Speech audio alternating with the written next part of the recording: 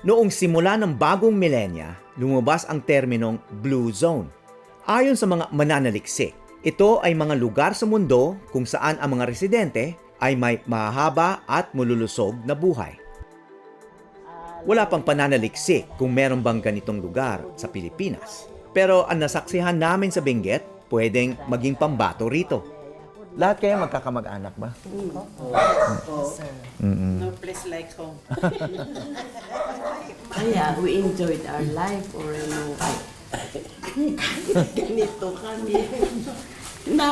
We enjoyed very much our life. Kahit sa bundok. Dito kami sa bundok.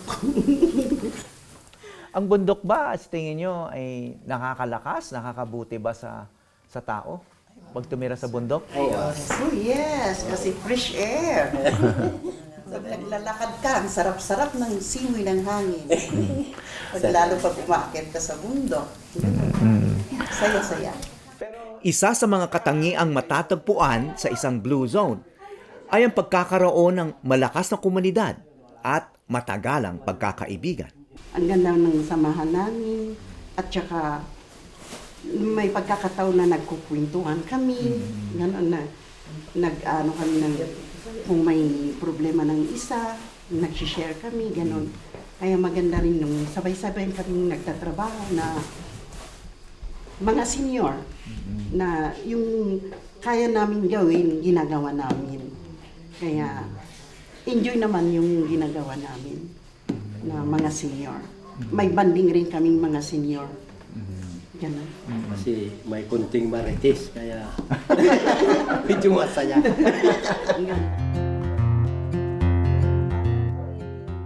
Hindi nalalayo sa lugar ni na Lola Marta, nakilala namin ang 73 taong gulang na si Lola Rosita. Baka lang hindi yung kaya ito. Nadaanan dito. Araw-araw tinatahak niya ang maputik at madulas na daan pababa sa kanyang flower farm.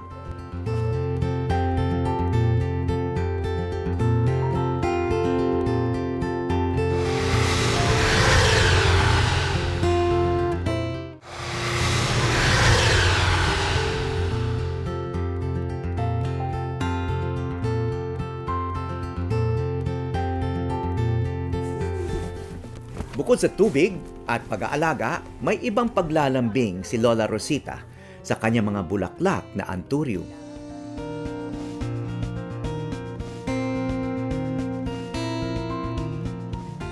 Para mga sanggol na kinakantahan at kinakausap. Ganun na lang. Para saan kayo bumabangon araw-araw?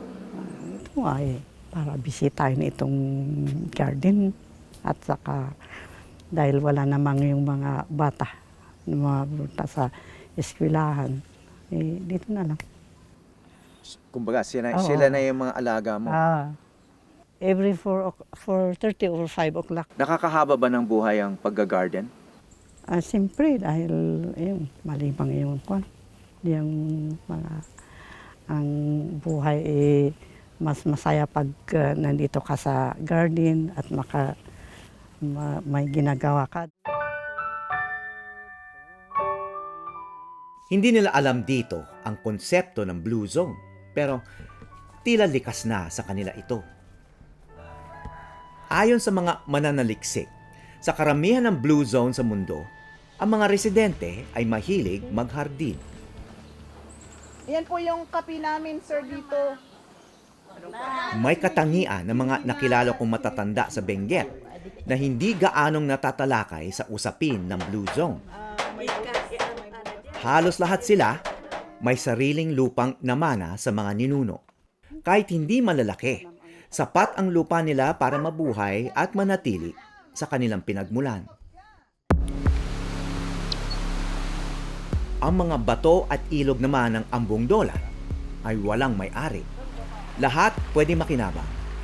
Ngunit napansin ko na walang basura at graffiti rito. Halos sagrado ito para sa rock climbers na taga Benguet at Baguio. At tinitiyak nila na ligtas ang mga dayo katulad ko. Isang senior citizen na may kailangan pang gawin habang may panahon.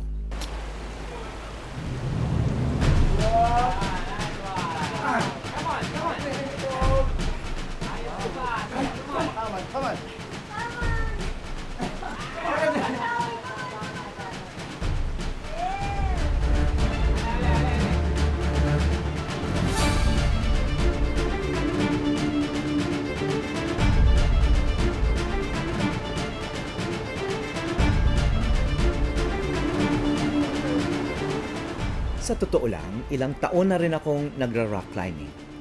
Hindi ako baguhan, ngunit hindi rin ako magaling. Oo nga. Sinasabayan ko lang ang anak kong Gen Z na si Alon na sumasali na sa mga kompetisyon. Now we need to ask ourselves if the 877 sticks it. Can he match it? And he matches it with 11 seconds left on the clock. Alan is our first climber.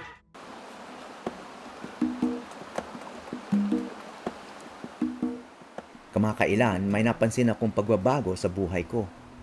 Kahit saan ako pumunta, sa gym man o opisina, madalas, ako na ang pinakamatanda. Very good.